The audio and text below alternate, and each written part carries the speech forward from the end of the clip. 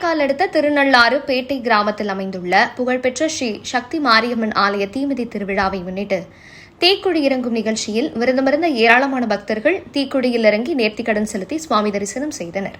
Puducherry union பிரதேசம் காரைக்கால் மாவட்டம் திருநள்ளாறு அடுத்த பேட்டை கிராமத்தில் அமைந்துள்ள பிரசித்தி பெற்ற திருநள்ளாறு ஸ்ரீதர் பாரண்யேஸ்வர சுவாமி தேவஸ்தானத்திற்குட்பட்ட அருள்மிகு ஸ்ரீ சக்தி மாரியம்மன் ஆலயத்தின் தீமிதி திருவிழா கடந்த 7ஆம் தேதி பூச்சுரிதல் உற்சவத்துடன் விமரிசையாக தொடங்கியது. விழாவின் முக்கிய நிகழ்ச்சியான தீமிதி திருவிழா இன்று நடைபெற்றது. முன்னதாக ஸ்ரீ சக்தி மாரியம்மன் வீதி உலாவாக சென்று தீக்குழி முன்பு எழுந்தருளினார். இதனையடுத்து சக்தி கரகத்தை தொடர்ந்து விரதமிருந்த பக்தர்கள் தீக்குழியில் இறங்கி நேர்த்திக்கடன் செலுத்தி சுவாமி தரிசனம் செய்தனர். தீமிதி திருவிழாவை முன்னிட்டு மூலவர் ஸ்ரீ சக்தி மாரியம்மனுக்கு சிறப்பு அபிஷேக ஆராதனை, தொடர்ந்து சந்தனக்காப்பு அலங்காரம் செய்ய வைக்கப்பட்டு மகா தீபாராதனை நடைபெற்றது. விழாவில் ஏராளமான பக்தர்கள் கலந்து கொண்டு மாரியம்மனை தரிசித்து அருள் பெற்றனர்.